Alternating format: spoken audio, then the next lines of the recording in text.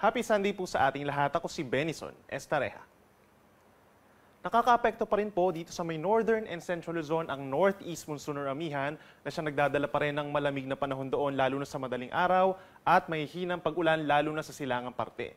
Dito naman po sa may southern Luzon, Visayas and Mindanao, apektado tayo ng easterlies o yung hangin galing sa Pacific Ocean na siya nagdadala naman ng mainit na panahon na sasamahan lamang po ng mga saglit na pag-uulan. Yung shear line o yung linya kung saan nagbabanggaan po ang northeast monsoon at easterlies, hindi po nakakaapekto sa ngayon dahil umaatras or nagre-recede itong northeast monsoon. Magandang balita naman po dahil hanggang sa matapos ang buwan ito ay wala naman tayong inaasahan na low pressure area na papasok sa ating Philippine Area of Responsibility na posibleng maging bagyo. Ngayong gabi hanggang bukas, inaasahan po natin ang maulang panahon pa rin dito po sa may Cagayan Valley, Aurora at mga probinsya pa ng Ifugao, Mountain Province, Kalinga and Apayao, dulot po yan ng northeast monsoon or amihan. Yung nature ng mga pag-ulan natin, light with at times moderate rains po. At dito naman po sa may Ilocos Region, Benguet and Abra, asahan naman yung bahagyang maulap hanggang maulap na kalangitan na sasamahan pa rin ng pulupulong may hinang pag-ulan. Sa ating mga kababayan po sa Bicol Region and sa Quezon, umaga pa lamang bukas Lunes ay aasahan na po yung mga kalat-kalat na ulan pero hindi naman po tuloy-tuloy ito dahil yan sa easterlies. And over the rest of southern Luzon, kabilang na rin ang Metro Manila, bahagyang maulap hanggang maulap na kalangitan ang iiral at sasamahan pa rin ng mga saglit na pag-uulan, pinakamadadalas dito po sa may Marinduque at Oriental Mindoro. Sa Metro Manila, by tomorrow, possible ang temperature between 24 to 31 degrees Celsius, habang malamig pa rin sa Baguio between 16 to 23 degrees Celsius. Sa ating mga kababayan po dito sa Visayas, madaling araw pa lamang asahan na yung mga pag-ulan over the eastern portion. Dulot po yan ng easterlies. Pero pagsapit po ng umaga hanggang sa gabi bukas, bahagyang maulap hanggang maulap na kalangitan na sasamahan pa rin ng mga localized thunderstorms.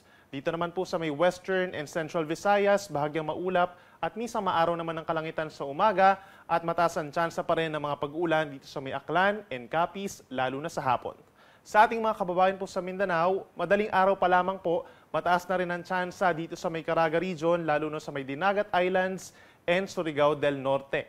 Dahil po yan sa easterlies. Sa natitirang bahagi naman ng Mindanao, hanggang Lunes ng hapon ay asahan pa rin ang bahagyang maulap hanggang maulap na kalangitan at mataas muli ang tsansa ng mga localized thunderstorms o yung mga saglit na pag-uulan early evening hanggang sa madaling araw ng Tuesday.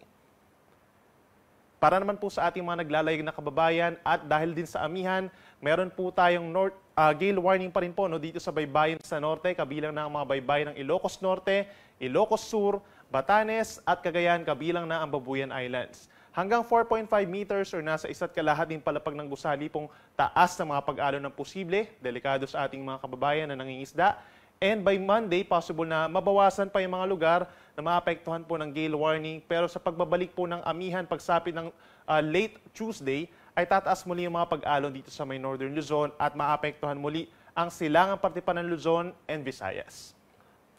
At tulad ng nabanggit ko kanina, asahan pa rin po natin ang pag-iral ng northeast monsoon sa susunod pa na 3 araw or hanggang sa matapos ang Nobyembre. Northern and Central Luzon ang magkakaroon pa rin ng generally malamig na panahon na sasamahan lamang ng may hinang ulan. At meron pa rin tayong easterlies over Southern Luzon, Visayas and Mindanao at mataas ang tsansa ng ulan dito sa may Bicol Region and Eastern Visayas. So for Metro Manila, Tuesday hanggang Thursday, bahagyang maulap hanggang maulap ang kalangitan. Sa susunod pa na 3 araw, nasasamahan lamang po ng mga saglit na pag-uulan at hindi pa kainitan between 31 to 32 degrees Celsius sa tanghali.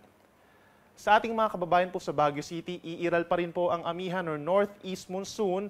Medyo maulap at makulimlim dito sa may parting Ifugao, Mountain Province, Kalinga and Apayao. But dito sa Benguet, asahan yung minsang maaraw na kalangitan sa umaga hanggang tanghali at sasamahan lang ng mga pag-ambon na saglit. Sa ating mga kababayan po dito sa Legazpi City, sa Bicol Region na rin po, asahan by Tuesday ang bahagyang maulap hanggang maulap na kalangitan. Pagsapit ng Wednesday, maulap na kalangitan ang iiral, sasamahan pa ng kalat-kalat na ulan and thunderstorms dahil po yan sa easterlies. At sa Thursday, makulimlim ang panahon at minsan nagpapakita naman si Haring Araw, may chance rin ng mga pulupulong ulan o pagkidlat pagkulog. Sa atong mga kaigsuonan din na over Metro Cebu hanggang sa matapos ang buwang ito, asahan pa rin ang bahagyang maulap at minsan maulap na kalangitan, mataas ang tsansa ng mga pag-ulan pagsapit po ng Wednesday ng hapon hanggang sa Thursday ng umaga, tulad po yan ng easterlies.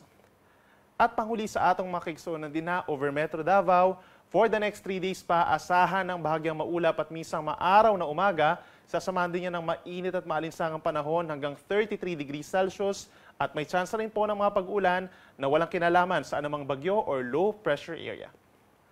Ang araw ay lulubog pa rin 5:24 ng hapon mamaya at muling sisikat bukas 6:03 ng umaga.